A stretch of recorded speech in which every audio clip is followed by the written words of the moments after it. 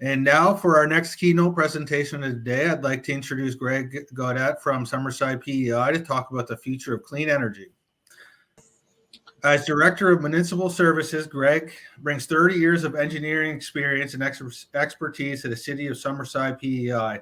In this role, Greg directs capital projects and all operation aspects of the infrastructure for the City of Summerside municipal government, including its electric, water, and sewer utilities, storm drainage, and roadways. Currently, Greg is working towards the local integration of renewable energy and implementation of a smart grid as part of the Summerside Sunbank project. Greg holds a Bachelor of Science in Engineering degree from the University of New Brunswick in the electrical discipline. Over to you, Greg. Thanks for the introduction, Stanley. So today we'll hopefully tell you a story about Summerside's endeavor into green energy and different initiatives in trying to reduce our carbon footprint and the partnerships along the way and how we executed some of the projects to hopefully stir some innovation ideas in the community of New Brunswick and with JEDI themselves. So what I'll start with is I'll just start with the presentation here on, and if those people that don't know where Summerside is, we're a small little community over on Prince Edward Island, just across the Confederation Bridge. And uniquely for Summerside, we were lucky enough to establish and own our municipal electric utility in the province, similar to St. John Energy and City of Edmundston or Town of Edmundston in New Brunswick, along with Perth Andover in that area. So we're one of the municipal electric utilities in Atlantic Canada, which there's probably close to 6 to 8 or so. And we use that to a great asset for the community. And the reason I show this is that it's not unreasonable to think that there can be other microgrids or independent utility operators in areas of the province, depending on how legislation and things happen. So one of the things we look to in Summerside is we see the electric industry transforming. And in the past, you could say it was more of a caterpillar going along, but in today's day, it's morphing into a butterfly. And that really is a depiction of it has to be flexible and change direction quickly. And I think as consumers become more prosumers in green energy projects, and there's different entities to deal with on how to procure energy and green the electricity profile of communities to help with that energy transition from conventional fossil fuels to new electric sources that are renewable, of course, or other sources that are renewable. So one of the things Summerside Electric has been endeavoring upon for many years is trying to be self-reliant with our own electricity as well. So back in 2002, we probably were importing, 100% of our power needs from New Brunswick. So we started investing in wind farms and solar initiatives, along with storage initiatives, and trying to integrate as many renewables as we could into our electricity grid for two reasons. One, it's a bit self-serving in keeping the wealth in the community rather than sending our energy dollars over into New Brunswick's economy. And secondly, to help green the use of energy and the carbon footprint of the community. So from there, we kind of launched into our green energy projects for the city of Summerside. And basically we looked at a lot of low-hanging fruit and did an assessment of the community and said, where can we make our inroads? And so we found a spot in our facility, in our area, for reusing land use that was probably not going to be used for tax development purposes or growth in other areas needed in the community. So our wind farm is located around an old decommissioned landfill area that we repurposed to put a green story behind.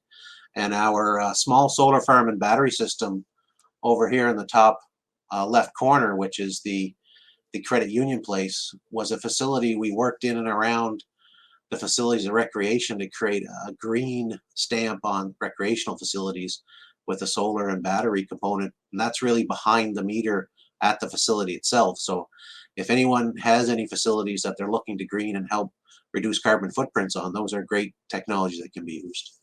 And then finally, in the bottom, we have our smart grid or our Heat for Less Now products, where we're trying to basically get renewable electricity to heat homes, hot water, and to charge vehicles in the community to reduce carbon footprints for homes and for transport.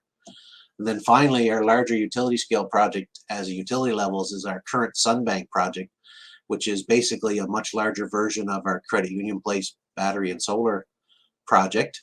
And we're really doing that to show the use of storage technologies to utility grids and operators, that they can be used to increase the penetration and adaptability and integration of renewable technologies that are variable, like solar and wind. So from us as a community, we looked at, what is a smart grid?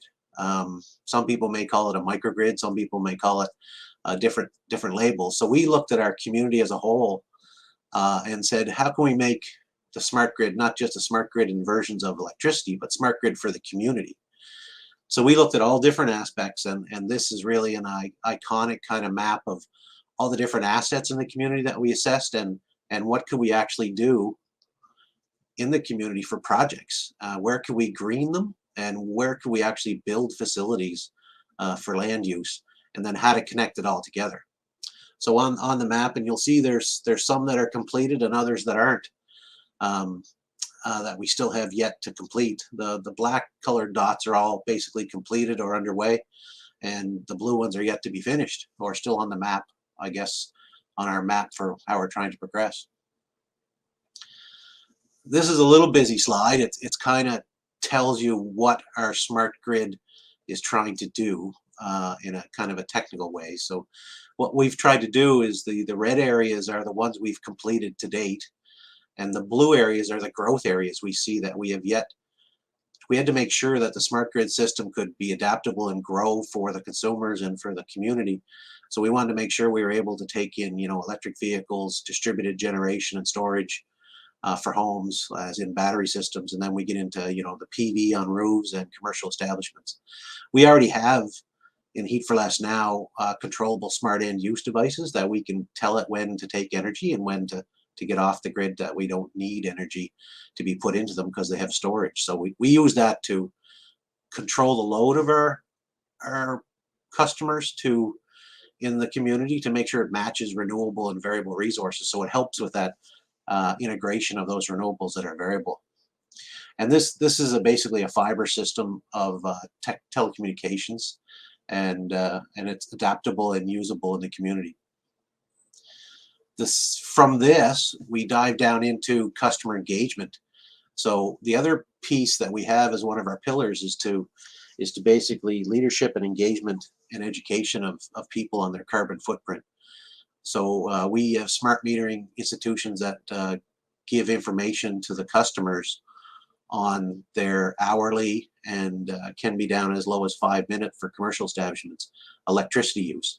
And then we try to compare that against their devices they're using, and then try to give them a carbon footprint benchmark against propane and heating oil, which is predominant in Prince Edward Island, which is changing. So our Heat for Less Now, with our green energy projects, we were able to transfer local value through energy rates with the utility. Since we own them, it was easier for us to integrate that. So currently, residential customer would pay 15.32 cents a kilowatt hour, and if they go into our Heat for Less Now program, which is controllable by the utility, we offer an 8-cent rate for that heat and hot water. And currently in PEI, the price oil is $1.68 per liter. And if you look at 8 cents, it's about 69 cents per liter on an economic cost for the customer. So it's really, really beneficial for customers, where again, we can add value to customers and to the community. And we find that if we create wealth in the community, it stirs the community. It doesn't necessarily have to be always with the utility, but it can be at the community, which is more of a holistic look on how we look at different projects and the partnerships and strategic wealth in an area. So its importance from a renewable energy source, that's key. And we do furnaces, hot waters, heat pumps, and room heaters. And it's an interesting story, we'll tell you another slide, about partnerships on economic value. But the idea behind it, though, is we want to drop GHG emissions in homes for hot water and heating by 50%. That's the goal. The other thing we've done in our city is we've taken a fairly aggressive stance on electric vehicle charging for transport. This is level 2 and level 3 chargers throughout the community. And we have 62 in a community of roughly 15,000 people. So we're fairly well populated, we believe, for public electric vehicle charging. We have them on all the areas for green spaces where you can actually park your vehicle and go do things and then charge for a while. Some are the initial tranche, they've been free services from municipal services, buildings like City Hall and different community centers. And then we've put pay for service at all the parks, which is where you can do your charging while you're doing your activities. Summerside's electric fleet. So we've taken a look at how do we reduce our carbon on electrifying our fleet. So we've gone in with an electric Zamboni in our rink facility here in Summerside, and we've over the last 6 years purchased 5 vehicles for passenger vehicles. Currently, what's available, and saves us about 23 tons of CO2 per year. That's an estimate. And we have current changes in our economic development ideas. We're actually starting to issue challenges for businesses. And one of our next challenges will be to how do we electrify or how do we offset our carbon on our heavy duty equipment like plows, dump trucks, loaders, those type of things, backhoes. There we're trying to see what's out there and what partnerships we can create to make that happen. The other thing we did is we had to look at our full municipal operations as our own stewardship in the community. So we did a full energy assessment of all our facilities, and we took really the low-hanging fruit to start with. We didn't get into very expensive building envelope changes, but we did look at our efficiency use of the energy we were using and how we could be more efficient. Some of that was insulation, some of that was also appliances. So we actually funded $3 million ourselves without any partnerships, and with a payback of 10 years was the cutoff mark for the investment, and saved 301 tons of CO2 per year. And that's an important, our partnerships was with local contractors and businesses in the community that we tried to work with. Our credit union place, solar and battery, was another important partnership, and you'll see through the slides here that a lot of the things Summerside has been able to do, they leverage partnerships and block value chains very well and break down those barriers and try to get all the pieces together. It's a little easier for Summerside because we do own our own electric utility and municipal infrastructure, but we also try to create an environment where we call it the living lab, where if businesses come in that want to try new ideas, we try to open up our assets to infrastructure to be amicable to what they need, provided it's win for everybody. So this particular project was a $3 million project, and we leveraged the Small Communities Fund, which is a federally run program and provincial run program through a COA. And we got 50% funding for this particular demonstration of solar and battery on a commercial establishment of that size. So we believe the payback's just a little under 15 years. And for us, with a 25-year plus panel design, that seemed to be worthwhile. We're in our year 4 operation of that, and we're saving about 181 tons per year from other electricity sources. The other one we did in 2009 was our Summerside wind farm, and this was a really complicated project on the funding portion. But what it did was able to generate wealth for the community. This is purely a municipal government project which sells the electricity to Summerside Electric, which is its own business, but it still sells it. And it was able to leverage the Municipal Rural Infrastructure Funding Program, a gas tax funding program, a Building Canada Fund program, and then the city left over invested $9 million on a $30 million project. And really what that meant was, with the innovative funding and the price of power at the time, or electricity, that it was enabled to fund into the general fund $2.5 million per year. So that's extra wealth and an extra revenue stream into the community to do other projects with. And at the same time, based on importing from New Brunswick Power, we're saving 9,000 tons per year at the time.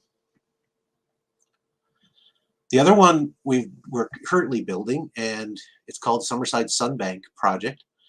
and it's actually a large project for the Atlantic Canada. It's a $65.8 million project. And again, you can see the breakdown of the partnerships of this funding partners for this particular project. One thing we really have to do is understand how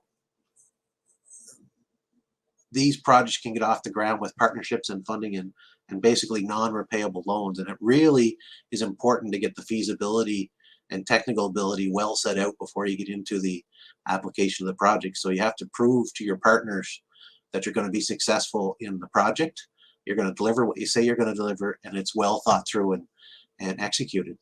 So they've recognized City as that person at a lot of levels, of provincial here at PEI as well as federal and in the government of Canada. So what you can see here, though, is we also leveraged our Federation of Canadian Municipalities organization throughout Canada, and that's a repayable loan, which is a grant, and that's a really low interest loan. And then the other two, provincial and federal, were non-repayable loans coming in. And at the end of the day, it's another over 8,000 tons of CO2 per year we're hoping to save on Prince Edward Island's electricity grid. So those are the other things there that we have is the battery storage system, which we're really utilizing on the electric grid to help provide services for PEI rather than relying on the New Brunswick system operator electrical grid to do that. So that's one of the firsts for this type of project in Atlantic Canada for sure, as to providing those services. The big thing here with this project is it was such a large project to build that we decided to go through procurement a little different. So we really wanted to get value to the community by getting local business collaborations was important. Post-secondary collaborations with our education education institutions, because we wanted to transfer the knowledge was very important to build that capacity building for the next project, that the local people and businesses understood what was needed to get and execute these projects. And the research and collaboration is important with universities and different research firms as to, how things go together, what's the business model, what is the production of these facilities, how do you operate them, what are the technical challenges.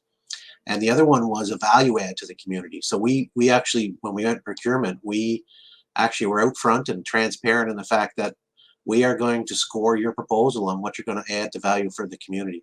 And that could be, through UPEI, university support, through technical college support, through those type of avenues. And we scored them appropriately on the proposals. It was very new, and it came at the municipal level. It was at the another level. We took it actually from the federal government of Canada. They have what they call an international and trade benefit program, which they use for the national defense programs. And when people are looking to do business with Canada as a country, they need to add value to the country when they do business in those contracts. So we were really important on trying to fostering that commitment locally. We didn't want just a straight vendor relationship with the contractors and constructors of the project. So how do we look at the economic value for the community for these green initiatives? And I think this may be of importance to JEDI, the organization, on how you make this work. So we look and vet, and we put out challenges to businesses that want to innovate and look in the green sector. And we've created success stories over the last 10 years through our EV adoption with local dealerships. We actually help them certify for maintenance on electric vehicles to help them with sales of electric vehicles to get them going in the community.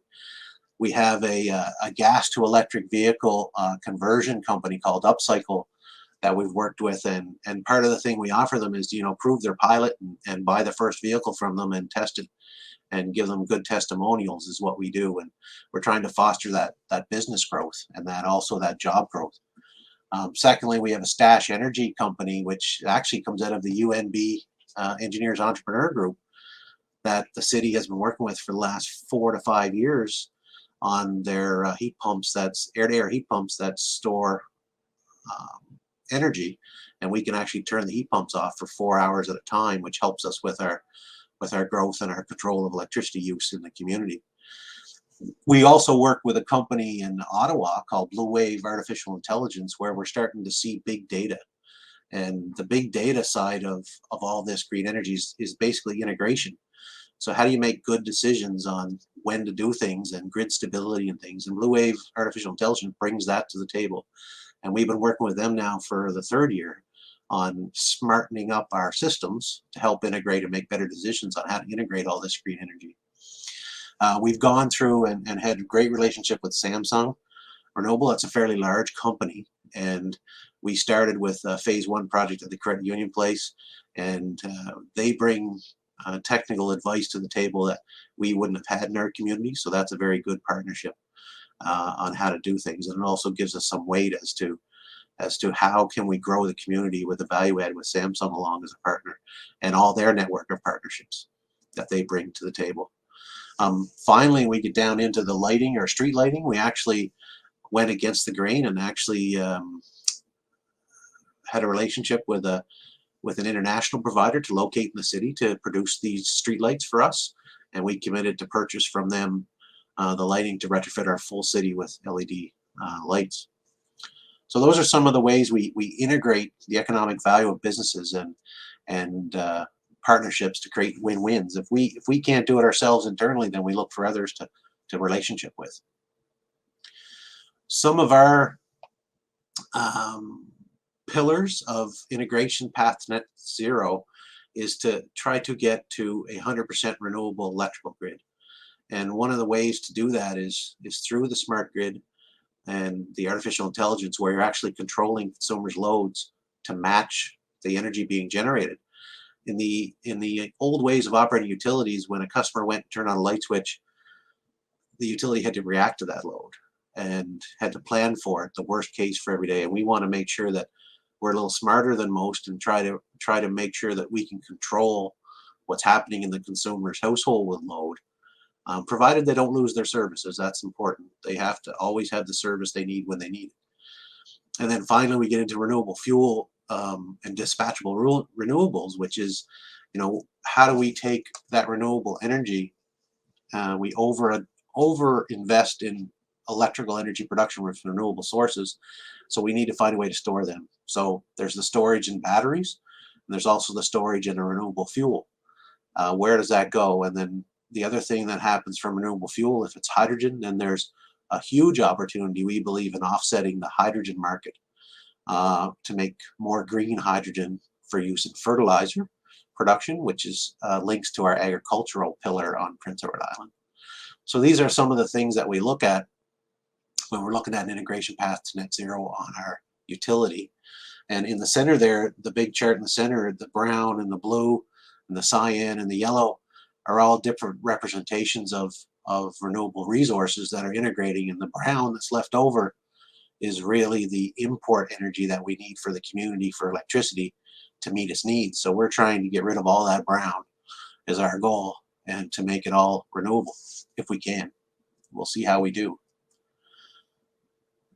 What's important to the community? So for us, there's a few pillars on the community that can't be sacrificed, and that's security of supply. So that's energy security, and the reliability of the service needs to be paramount in anybody you talk to, whether it's the customer level or utility level or the business level. They need reliability. You have to be a long-term thinker in the green sector technology. There's not too many low version investments where you're going to get a return on investment that a lot of capitalists would like to see of less than 5 years, or some are even less than 3 years. This is long-term investments. You have to put your head in that right frame of work to get that done, and the partnerships have to be the same long-term. Research and development, we're not scared of helping out research and development ideas and innovate, because I think that's how you make change. And then the last one is reliable, dedicated resources are really staffing. So you really need good people and good capacity building in your organization to tackle these projects that can be more complicated than most, on how to get all the funding partners together, how to get all the strategic partners together, how to build the blockchains to make sure that these projects are successful. So we try to look at all these things in a more of a community setting. So if you go back to the picture of Summerside is not just electric utility, it's not just customers, it's not just industry, it's not just commercial, it's also the active life being for transport and everything in the community. So we have a very holistic view of how we look at economic advantage and where the blockchains lie and who has to benefit. So our big thing with Summerside is we try to create a what I'll call a three pinnacle win-win-win. So that's environmental stewardship, a business savvy and economic value for either the consumer, and then the person that runs the program or creates the project also has to benefit as well. And if you get those three things working for your project being beneficial, the person getting the product being beneficial, and then at the same time having a positive impact on the environmental situation, that's really sustainability for Summerside. And for us, it's not about staying the same speed. It's all about going a different direction. But you just can't walk off the cliff. You got to know where you're walking. And we like to think of ourselves as a zebra, a little walking a little differently than everybody else. And one of Nelson Mandela's greatest things, it always seems impossible until somebody does it. So that's one thing about your thought process, that you've got to keep innovating, keep struggling, and try to make sure that you can put all the pieces together to be successful. So with that, that's pretty well the presentation I have for Summerside story. I know it's not the full hour, but I think if anybody has any questions, we can open it up for that. And our key thing is that if you look at the stairs, you just start, you think, you analyze, you plan, you try, you keep trying until you get successful. And if you fail a few times, it's not about the failures, it's how you pick yourself back up from them. Anyway, thanks for your time there, Stanley. Thank you, Greg. We appreciate all your insight and kind of the success that Summerside is having to moving towards that net zero. Just to add, thinking of all the projects that Summerside has pursued, if you had to do it all over again, which clean energy project would you pursue first? That's a great question. I think the green energy projects that were very first, it's kind of a transitioning piece for us. One led to another, led to another, led to another. But I think for us, it was all about, at the start, entrepreneurship and creating that wealth. So for us, we always looked at how can we keep the dollars in our community for what we're already spending money on. So if we analyze what we're spending money on in a community and what we're investing in, can we look at investing in a different way to create a revenue source for the community for many years to come? And that gets into self-sustainability of your own community stewardship. So you can use advantages of programs to help you get started, but then once you get started, you got to make sure that you're self-sustaining after that first program tranche, because things change. So I think we did it right with the wind farm project first. It was a very good technology level, and I think we still have yet to invest more into wind production. It's a solid technology and very good for Prince Edward Island. Awesome. Thanks, Greg. In your experience, what is one thing that a community or a municipality can do that will make the most difference? So for me, it's the partnerships. So a lot of communities have the same ability that Summerside has. It was easier for Summerside because they already own their electric utility and they already had a municipal government kind of in the legislation side. But I think everyone has that advantage. It's partnering with the provincial and federal governments and making sure they're aware of what your plans are in trying to create your own initiatives for a community. And I think the biggest thing I can tell people is that you can replicate what Summerside has done. You just need to spend more time on the partnerships, because you don't have control over as much as Summerside's ability to have control over as an organization. So it was easier for us to create those partnerships internally, but for others it may be a little more difficult to get buy-in from others that have control over certain aspects of their community. So I think it's key to build those relationships. Awesome. So I guess there is a couple of Indigenous communities in PEI. To your knowledge, is there any of the Indigenous community? What are the Indigenous communities to move towards net zero?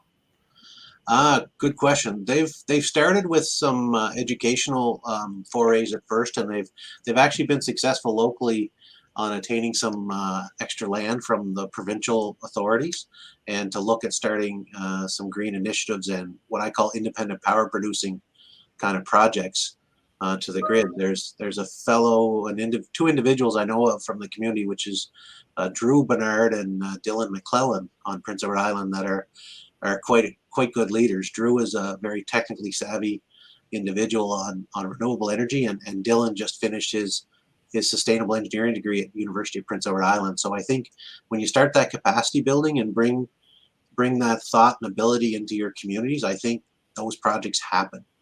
I think the Indigenous groups are very well positioned to make their mark on that industry.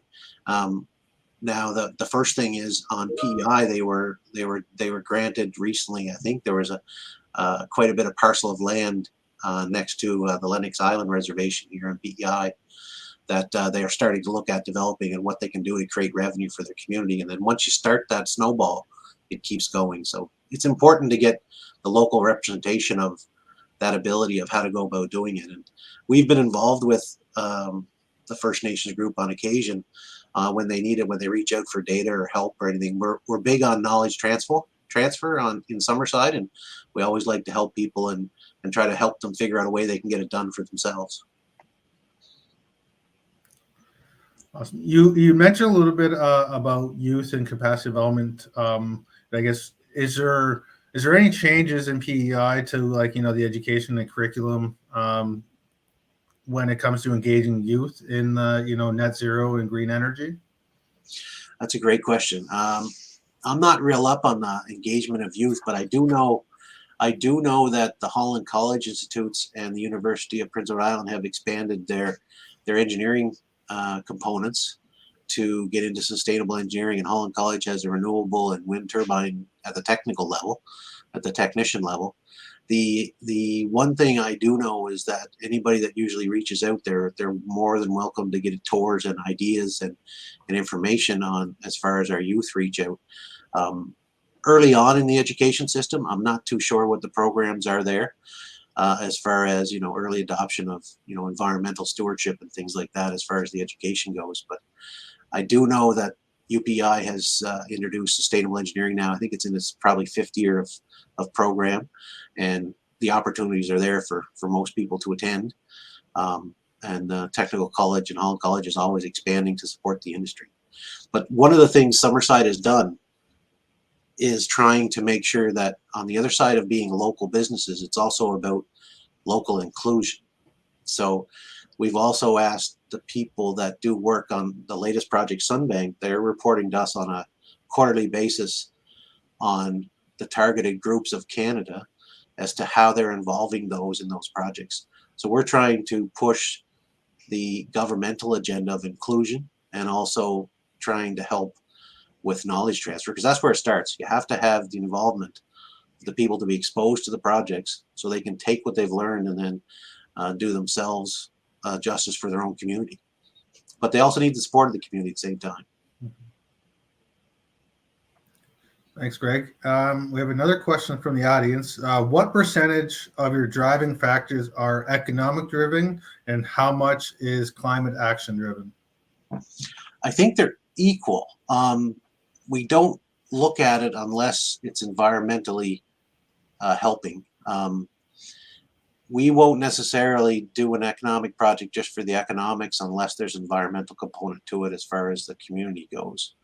There are a few things they've done on the recreational facilities that have been more, I'll call it service driven than anything, rather than economic driven. But I would say for us, the economics, all it has to do is break even for us against our current expenditures or costs to the organization. So our economic benefit is if it's costing us $100 to do something, and if we can execute a project that costs us that same $100, but at the same time save some environmental impact, we're going to do it.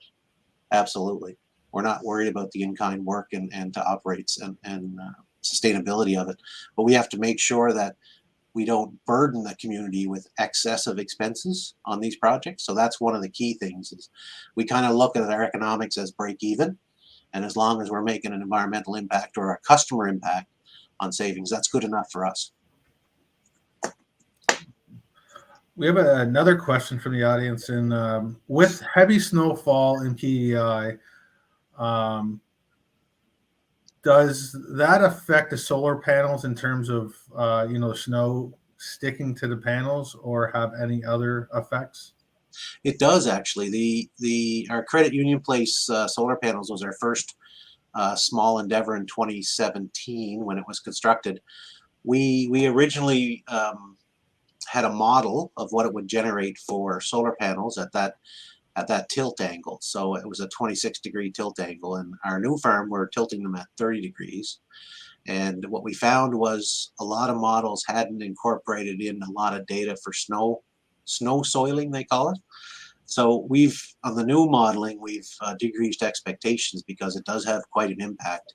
And it can be as high as anywhere from 8 to 4% of the production in the winter can be actually hit by snow.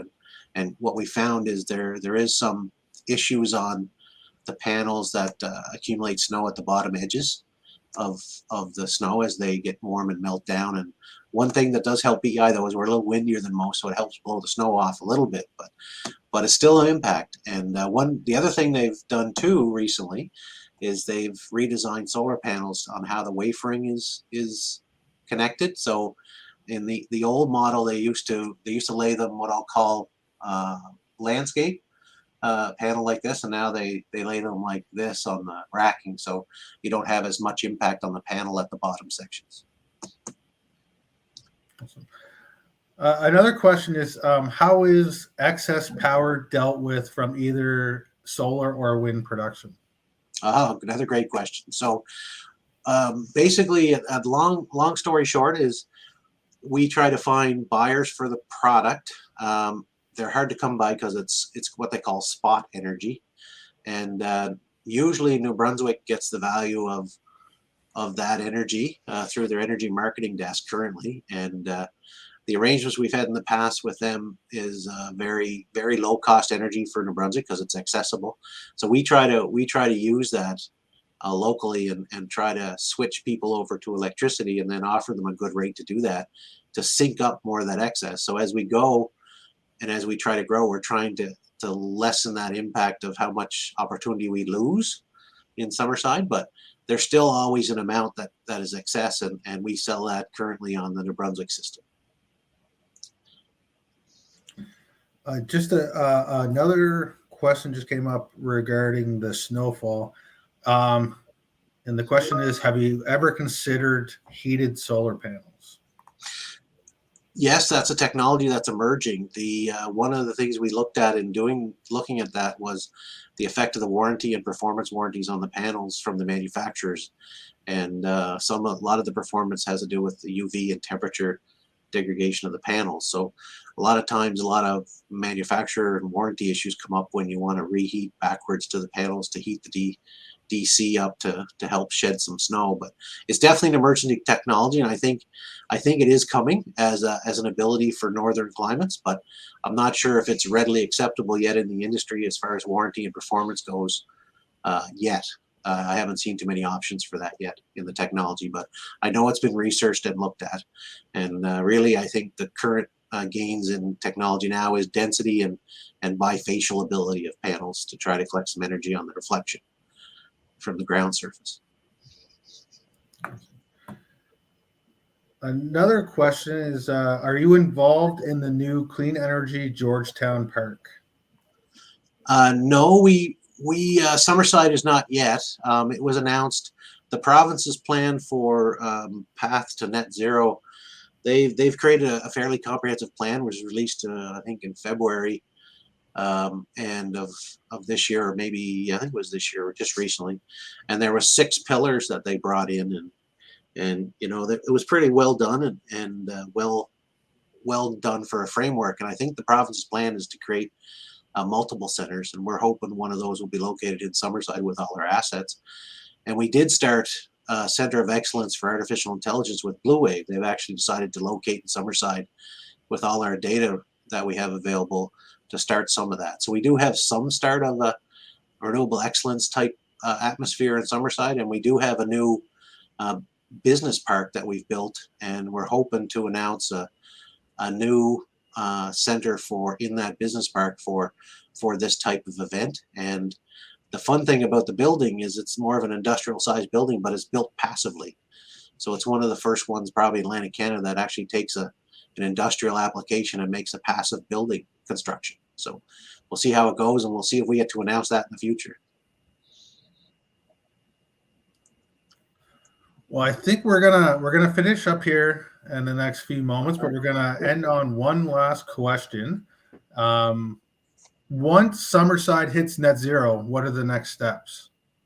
Oh, I don't know. I think net zero is a bit away for us. I think probably if we were to hit net zero in a good, I think the next step for us is to look at how can we create and export that knowledge and ability to other parts of Canada and North America. I would say the next steps would be to expand beyond our borders and try to help out other individuals, or even maybe even create a center of excellence in a university or a technology college, totally geared and well known as Summerside. Summerside could be the next Oxford or Harvard of the green energy world. Who knows?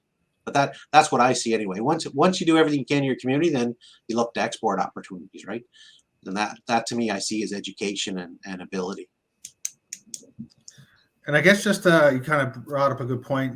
Might have could have started off with this, but what is kind of like, what's the long term, like how long do you guys think it's going to take to get to net zero?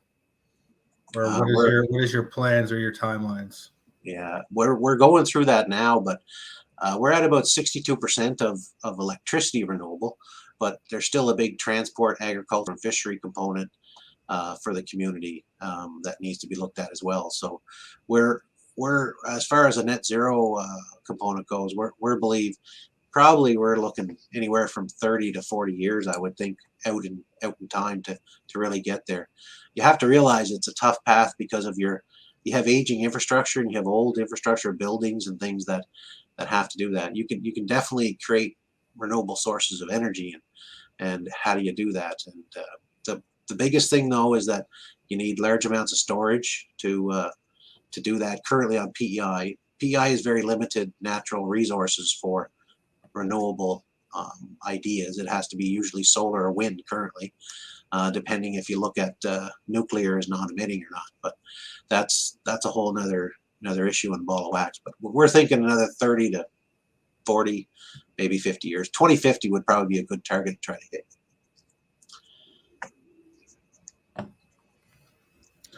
Awesome. Well, no, we certainly appreciate you taking time out of your morning to join us and present on the city of Summerside's plan to net zero, and we certainly appreciate you sharing that knowledge and expertise.